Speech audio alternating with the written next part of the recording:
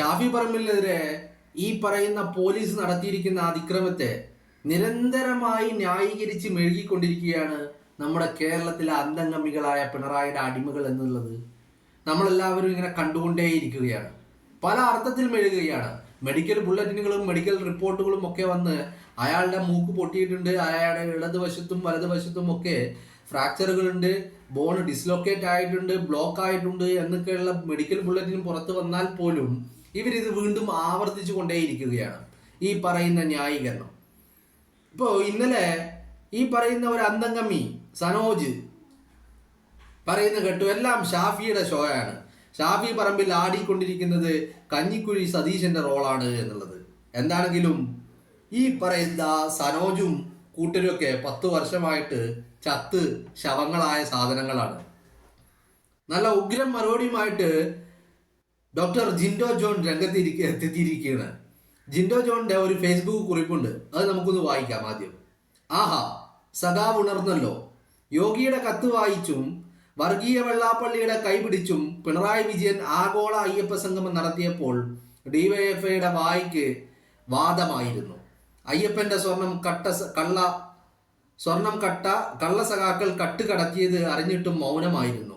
ശബരിമല സ്വർണ്ണക്കൊള്ളയുടെ ചർച്ച മറക്കാൻ political correctness തൊട്ടു തീണ്ടിയിട്ടില്ലാത്ത വൃത്തികേടുകൾ മുഖ്യമന്ത്രിയും MLA-മാരും പറഞ്ഞിട്ടും ഉളുപ്പില്ലാത്ത ചിരിയുടെ അകമ്പടിയോടെ പിണറായി വിജയൻ തന്നെ അതൊക്കെ വീണ്ടും ന്യായീകരിക്കുമ്പോഴും സനോജിന്റെ നാവിന് ഒരു ഞരക്കം പോലും ഉണ്ടായില്ല.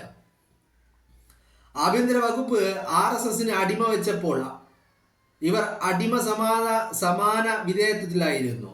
ആശുപത്രി ഇടിഞ്ഞു വീണ് മനുഷ്യർ മരിക്കുമ്പോഴും മരുന്നില്ലാത്ത ആശുപത്രിയിൽ അവയവം മുറിച്ച് രോഗിയെ കൊല്ലുന്ന ആരോഗ്യ വകുപ്പ് അനാസ്ഥയും ഇവർ അറിഞ്ഞതേയില്ല. വൃത്തികേടാക്കുന്ന വിദ്യാഭ്യാസ വകുപ്പും സാധാരണക്കാരെ അവഗണിക്കുന്ന സകല സർക്കാർ വകുപ്പുകളും വിവരദോഷികളായ മന്ത്രിമാരും സനോജിന്റെ കണ്ണിൽ ഇതുവരെ കണ്ടിട്ടേയില്ല.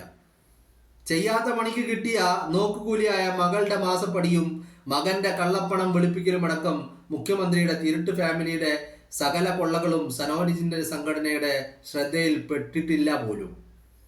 അന്നൊക്കെ ഉപ്പിലിട്ട് അട്ടത്ത് വെച്ചിരുന്ന അടിമനാവ് ഇപ്പോൾ ഞെട്ടിയുണർന്ന് വല്ലാതെ അങ്ങ് ആടുന്നത് യജമാന വിധേയനായ നായക്കുട്ടിയുടെ മാനം നോക്കിയുള്ള കുരകോലമാണനെ തരമുള്ളൂ. സമരമില്ലാതെ മുദ്രാവാക്യമില്ലാതെ മൗനവ്രതത്തിലായ പിണറായി പക്ഷ അടിമ സംഘടനയുടെ നേതാവിന്റെ നാവിന് ചലനമില്ലാതെ വാദം വരാതിരിക്കാൻ ഷാഫിയെ ഒന്ന് ആക്ഷേപിച്ച് തന്റെ സംഘടന ജീവനോടെ ഉണ്ടെന്ന് ആനക്കം അറിയിക്കുന്നതാണ് ഈ വില കുറഞ്ഞ ആരോപണം. ഇടത് രാഷ്ട്രീയം എന്തെന്ന് മറന്നുപോയ ജനപക്ഷ രാഷ്ട്രീയത്തിന്റെ സാക്ഷരതയില്ലാത്ത ഡിവൈഎഫ്ഐ ഇനിയും മരിച്ചിട്ടില്ലെന്ന് മലയാളികളെ ഓർമ്മപ്പെടുത്താൻ മാത്രമാണ് ഈ നിലവാരമില്ലാത്ത പ്രസ്താവന. മുഖ്യമന്ത്രിയുടെ ഇസ്തിരിയിട്ട് വച്ച വസ്ത്രങ്ങളിൽ മൂത്രമൊഴിച്ച് പ്രതിഷേധിച്ച ക്ലിഫ് ഹൗസിലെ മരപ്പട്ടിയുടെ വിപ്ലവ ബോധമെങ്കിലും ഇവർക്കുണ്ടായിരുന്നെങ്കിൽ പിണറായിയുടെ മുന്നിൽ ഹൗളിംഗ് ഇട്ട് പ്രതിഷേധിച്ച മൈക്കിന്റെ എങ്കിലും ആർജവം ഇവർക്കുണ്ടായെങ്കിൽ എന്ന് ആഗ്രഹിക്കുകയാണ്. ജീവനുണ്ടെന്ന് സാക്ഷ്യപ്പെടുത്താൻ മാത്രം തെരുവിൽ തല്ലുണ്ടാക്കാനും കൊള്ളാവുന്നവരെ തെറിവിളിക്കുവാനും മാത്രം അവശേഷിക്കുന്ന ആശയപരമായി എന്നേ മരിച്ച യുവജന സംഘടനക്ക് ആദരാഞ്ജലികൾ അർപ്പിക്കുകയാണ് ജിൻഡോ ജോൺ.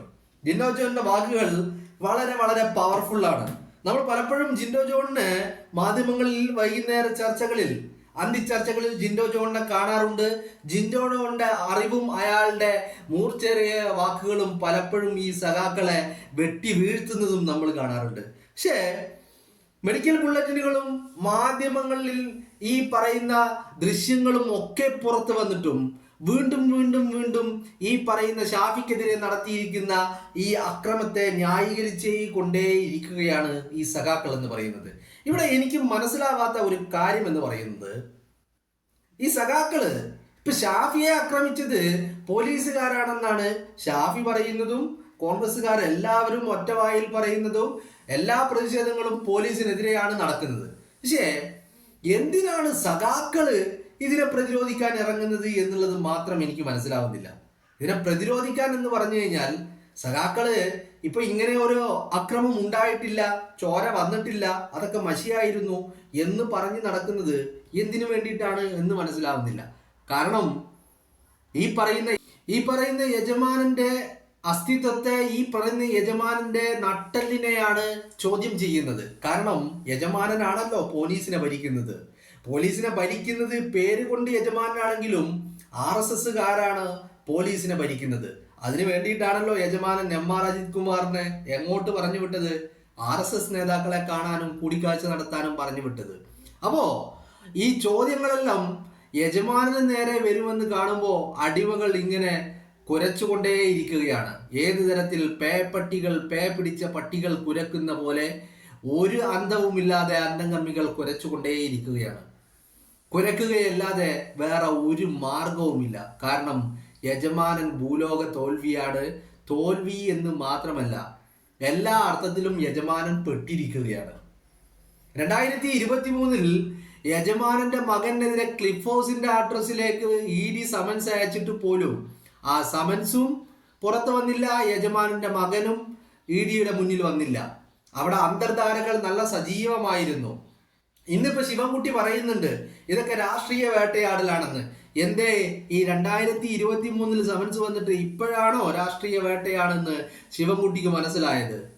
അപ്പോ ഇത്രയും കാലം ഇതൊക്കെ മറച്ചു പിടിച്ചത് എന്തിനു വേണ്ടിയിട്ടാണ്? അന്ന് ഇതേ ദിവസം ഈ യജമാനന്റെ മകനോട് ഹാജരാകാൻ പറഞ്ഞ അതേ ദിവസമാണ് യജമാനന്റെ വലം കൈയായിരുന്ന ശിവശങ്കരനെ ഇതേപോലെ വിളിച്ചു വരുത്തിയിട്ട് ED അറസ്റ്റ് ചെയ്തത്.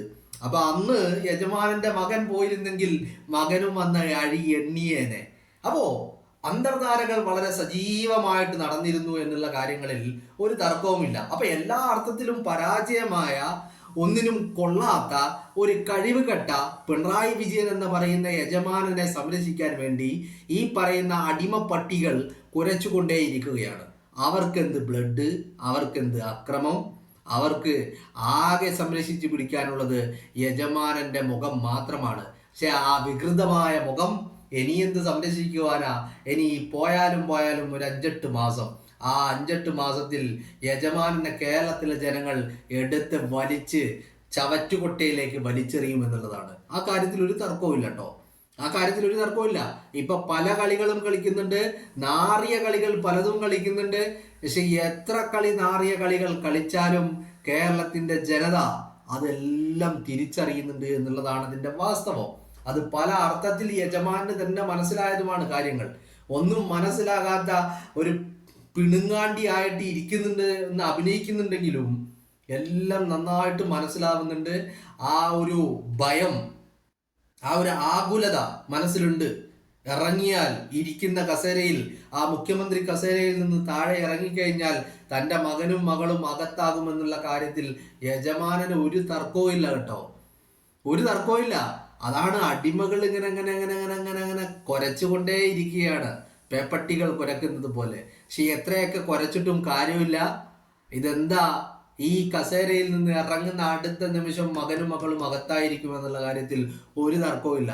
അപ്പോ ഷാഫിക്കെതിരെ ഇപ്പോൾ ഈ നടത്തിയിരിക്കുന്ന അക്രമവും ഇതുപോലെ തന്നെ വെൽ പ്ലാനഡ് ആണ്. ഏതുപോലെ ശിവശങ്കരനെ ഇട്ടുകൊടുത്ത് ശിവശങ്കരനെ അറസ്റ്റ് ചെയ്യിപ്പിച്ചത്, മകനെ മാറ്റി നിർത്തിയത്, ഒളിവിൽ താമസിപ്പിച്ചത്, മകൻക്കെതിരെ വന്ന CID സമൻസ് മുക്കിയത്, ഇതൊക്കെ പ്ലാൻഡ് ആയിട്ട് ചെയ്തതുപോലെ തന്നെ ഇപ്പൊ ഷാഫിക്കെതിരെ നടത്തിയിരിക്കുന്ന അക്രമവും വളരെ പ്ലാൻഡ് ആണ്. ആ പ്ലാൻ എന്താണ്? ശബരിമലയിലെ കോടതി പോലും, അന്വേഷണ ഉദ്യോഗസ്ഥരല്ല കേട്ടോ, ഹൈക്കോടതി നേരിട്ട് അന്വേഷിച്ചിട്ട് ഹൈക്കോടതി എവിടെ എത്തി നിൽക്കുകയാണ്? ഈ പറയുന്ന പിണറായി വിജയന്റെ ക്ലിഫ് ഹൗസിന്റെ അടുക്കളയിലാണ് ഹൈക്കോടതി വന്ന് നിൽക്കുന്നത്. അത് പിണറായി വിജയന്റെ ബെഡ്റൂമിലേക്ക് എത്താതിരിക്കുവാനുള്ള തത്രപ്പാടാണ് ഇപ്പോ ഈ പറയുന്ന ഓട്ടച്ചങ്കനും ഈ പറയുന്ന അടിമകളും നടത്തിക്കൊണ്ടിരിക്കുന്നത് എന്നുള്ള കാര്യത്തിൽ ഒരു തർക്കവും വേണ്ട.